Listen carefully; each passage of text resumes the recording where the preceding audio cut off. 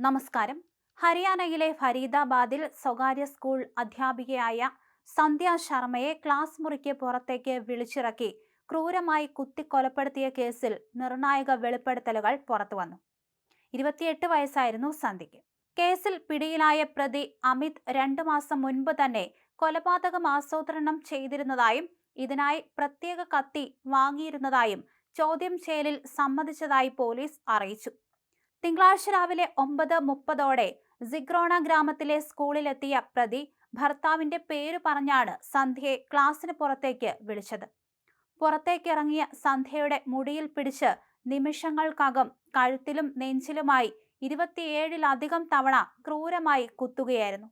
സന്ധ്യ സംഭവ സ്ഥലത്ത് വച്ച് തന്നെ മരിച്ചു. ആക്രമണത്തിന്റെ ഭീകരമായ CCTV ദൃശ്യങ്ങൾ സമൂഹ മാധ്യമങ്ങളിൽ പ്രചരിച്ചിരുന്നു. തടയാൻ ശ്രമിച്ച സ്കൂൾ ജീവനക്കാരെ പ്രതി ഭീഷണിപ്പെടുത്തുകയും ചെയ്തിരുന്നു. മുൻപ് സന്ധ്യ പഠിപ്പിച്ചിരുന്ന സിറോഹിയിലെ സ്കൂളിൽ വച്ചാണ് പ്രതി അമിത് ഇവരുമായി പരിചയപ്പെടുന്നത്. അമിതിന് സന്ധ്യയോട് തോന്നിയ താല്പര്യത്തെ അവർ എതിർക്കുകയും പ്രതിക്കെതിരെ മുൻപ് അപമാനിക്കാൻ ശ്രമിച്ചതിന് പോലീസിൽ പരാതി നൽകുകയും ചെയ്തിരുന്നു. തുടർന്ന് ഇയാൾ മാപ്പ് പറഞ്ഞ് കേസ് അവസാനിപ്പിച്ചു. എന്നാൽ പിന്നീട് സന്ധ്യ വീടും ജോലിയും മാറിയതിൽ പ്രതിക്ക് കടുത്ത വിരോധമുണ്ടായിരുന്നു. സന്ധ്യയുടെ യാത്രക്കിടയിൽ ആക്രമിക്കാൻ പദ്ധതിയിട്ടിരുന്നുവെങ്കിലും പിടിയിലാകുമെന്ന് ഭയന്ന് സ്കൂളിൽ കയറി ആക്രമിക്കുകയായിരുന്നുവെന്ന് പ്രതി പോലീസിനോട് പറഞ്ഞു. മുൻപ് നൽകിയ പരാതിയിൽ പോലീസ് കർശന നടപടി സ്വീകരിച്ചിരുന്നുവെങ്കിൽ തന്റെ ഭാര്യ ഇന്ന് ജീവനോടെ ഉണ്ടാകുമായിരുന്നുവെന്ന് സന്ധ്യയുടെ ഭർത്താവ് വിക്കി ഗുജാർ പറഞ്ഞു. പ്രണയിച്ച് വിവാഹിതരായ ദമ്പതികൾക്ക് 7ഉം 5ഉം വയസ്സുള്ള 2 കുട്ടികളുണ്ട്. കൊലപാതകം നടന്ന് 2 മണിക്കൂറിനുള്ളിൽ പോലീസ് പിടികൂടിയ പ്രതി അമിതിനെ കോടതി 3 ദിവസത്തെ പോലീസ് കസ്റ്റഡിയിൽ വിട്ടു. സ്കൂൾ അധികൃതരുടെയും വിദ്യാർത്ഥികളുടെയും മുന്നിൽ വച്ചാണ് ഈ ആക്രമണം നടന്നത്. കത്തി വളയുന്നതുവരെ അധ്യാപികയെ കുത്തിയെന്ന് ദൃക്സാക്ഷികൾ പറയുന്നു. സഹായത്തിനായി നിലവിളിച്ച സന്ധ്യയെ അയാൾ മർദ്ദിച്ചു.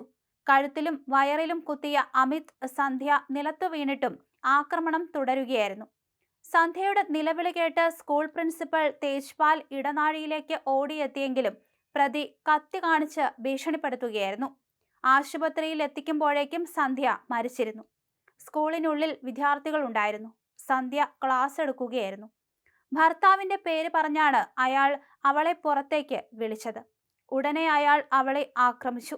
20 തവണയിലധികം തവണ അയാൾ അവളെ കുത്തി. ഞാൻ തടയാൻ ശ്രമിച്ചപ്പോൾ എന്നെയും ആക്രമിക്കുമെന്ന് ഭീഷണിപ്പെടുത്തി. ഞങ്ങൾ അവളെ അൽഫല മെഡിക്കൽ കോളേജിലേക്ക് കൊണ്ടുപോയി. അവിടെ എത്തിയപ്പോൾ മരണം സ്ഥിരീകരിച്ചു, പ്രിൻസിപ്പൽ പറഞ്ഞു. 13 സെക്കൻഡിനുള്ളിൽ 20 തവണയോളം പ്രതി സന്ധ്യയെ കുത്തിയെന്ന് CCTV ദൃശ്യങ്ങളിൽ വ്യക്തമാണ്. പോസ്റ്റ്മോർട്ടത്തിന് ശേഷം മാത്രമേ പരിക്കുകൾ സംബന്ധിച്ച കൂടുതൽ വിവരങ്ങൾ വ്യക്തമാവുകയുള്ളൂ. വിദ്യാലയത്തിലെ CCTV ക്യാമറകളിൽ പതിഞ്ഞ അക്രമത്തിന്റെ ദൃശ്യങ്ങളിൽ നിന്ന് പ്രതിയെ തിരിച്ചറിഞ്ഞ പോലീസ് ഇയാളെ മണിക്കൂറുകൾക്കകം കസ്റ്റഡിയിലെടുത്തു. ആന്റി വെഹിക്കിൾ തെഫ്റ്റ് സ്ക്വാഡും സിക്കോണ പോലീസ് സ്റ്റേഷനിൽ നിന്നുള്ള സംഘവും ചേർന്ന് 2 മണിക്കൂറിനുള്ളിൽ അമിതിനെ കണ്ടെത്തിയതായി പോലീസ് വക്താവ് യശ്പാൽ യാദവ് അറിയിച്ചു.